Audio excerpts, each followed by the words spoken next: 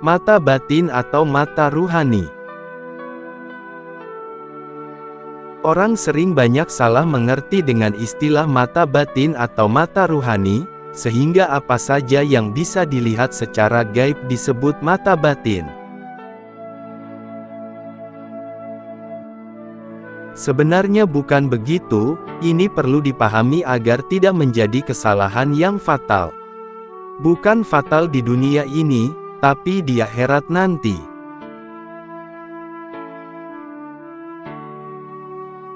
Orang umum selalu menyebut apa saja yang bisa dilihat secara gaib oleh Allah di alam ruh.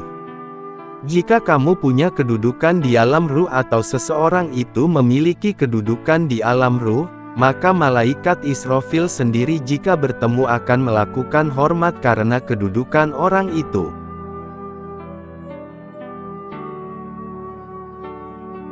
Jadi, tidak asal orang itu bisa membuka mata batin atau mata ruhani.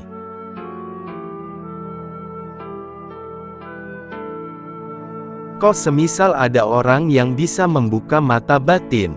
Ingat, tidak semua hal yang bisa melihat suatu gaib itu dinamakan mata batin atau mata ruhani.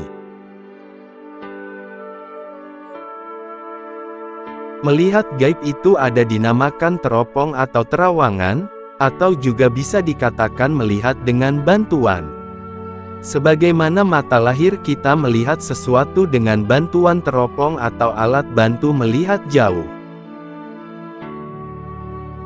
Begitu juga dengan mata batin kita, kadang mata batin kita itu dibantu oleh sesuatu di luar kita, bantuan itu bisa dari jin, siluman, atau malaikat.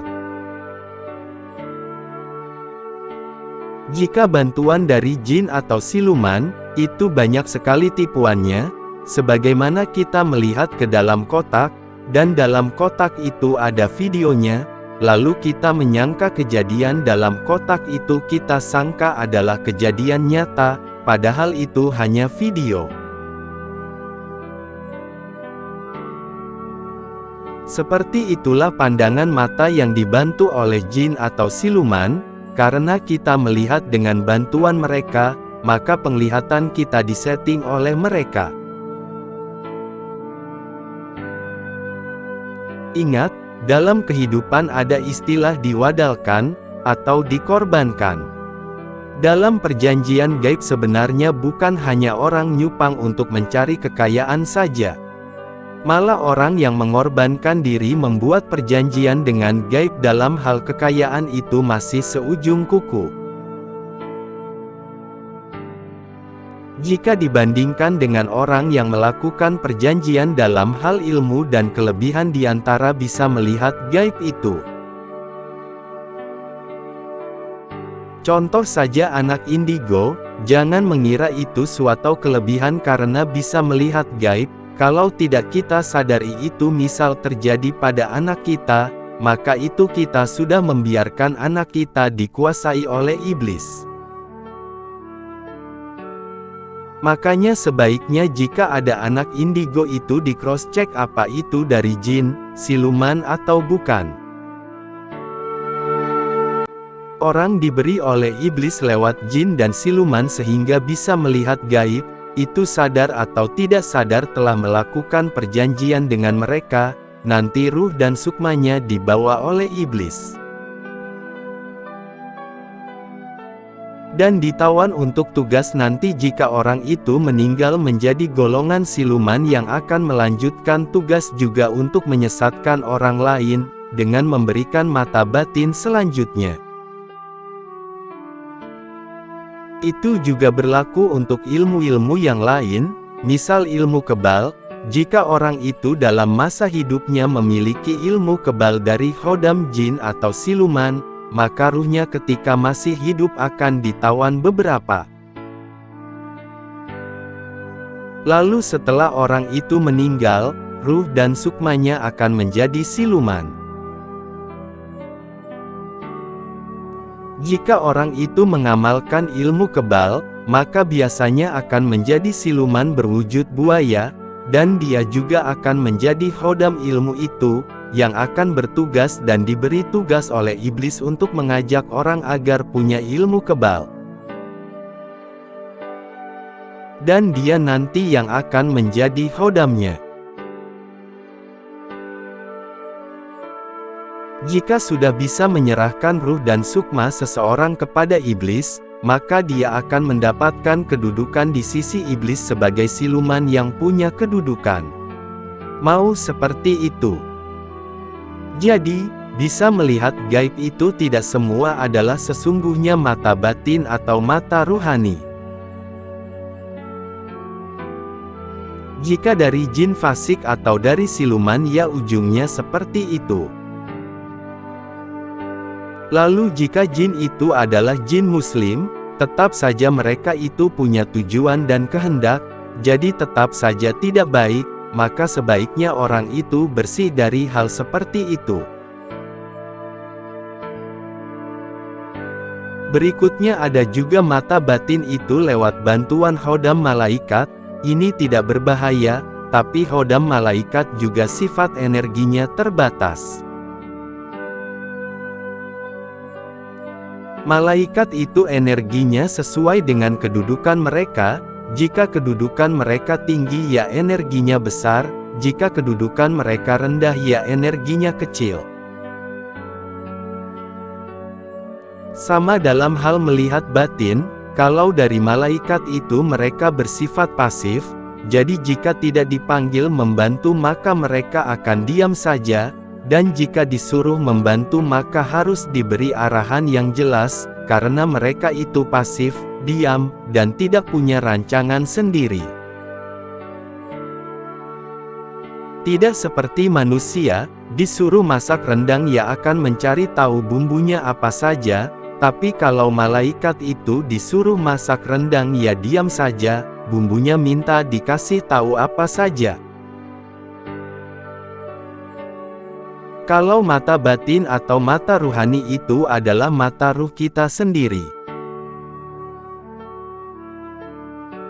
Karena mata ruhani, atau mata kita sendiri, jadi tak beda dengan mata lahir kita, harus dibuka, sebagaimana bayi dibuka matanya. Tidak hanya cukup seperti itu, mata lahir kita itu butuh makanan lahir, vitamin, yang bisa membantu mata tak merah dan sakit. Mata lahir itu makanan penguatnya adalah makanan lahir, mata batin juga penguatnya adalah makanan batin, seperti amal kita. Seseorang yang mempunyai mata batin yang dibuka, makin lama makin tak terbuka jika mata batin itu kekurangan asupan gizi batin. Gizi batin itu apa? Yaitu amaliyah, padahal suatu amal itu bisa menghasilkan energi, jika amal itu disertai keikhlasan. Makanya jika seseorang ingin mata batinnya terang benderang harus banyak melakukan amaliyah yang ikhlas, padahal ikhlas itu sulit, maka solusinya adalah melakukan banyak amal yang kita tidak tahu. Contoh saja membangun sarana ibadah, bukan hanya dengan dana, tapi juga perbuatan nyata, keluar keringat. Misal membangun sarana ibadah, ketika sarana ibadah itu dipakai ibadah, maka kita akan mendapatkan kiriman pahala. Makin banyak orang yang memakai sarana ibadah itu, maka akan makin banyak pahala yang kita peroleh dari orang yang melakukan ibadah di tempat yang kita bangun, tanpa mengurangi pahalanya orang yang beribadah itu.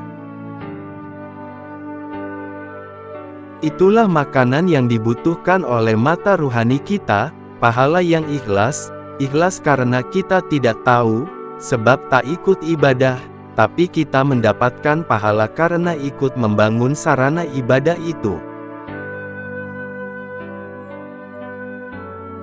Itu contoh satu, Itu seperti orang yang menanam modal ke dalam pabrik atau perusahaan dan kita akan mendapatkan bagian kita ketika perusahaan itu maju.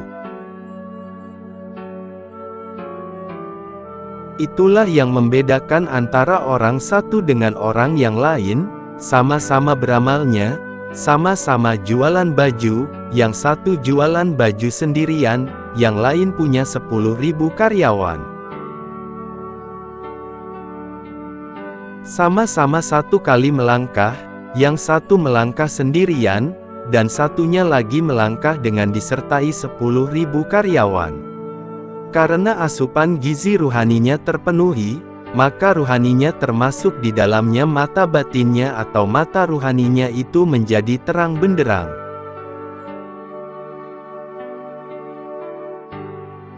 Nah, tanya pada diri sendiri, kamu termasuk yang mana?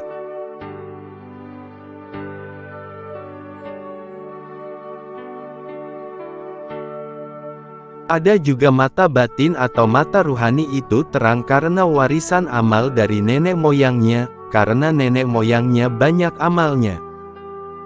Maksudnya banyak perusahaan amal ibadah, lalu anak cucunya mendapatkan warisan, jadi mata ruhaninya juga bisa jelas dan terang.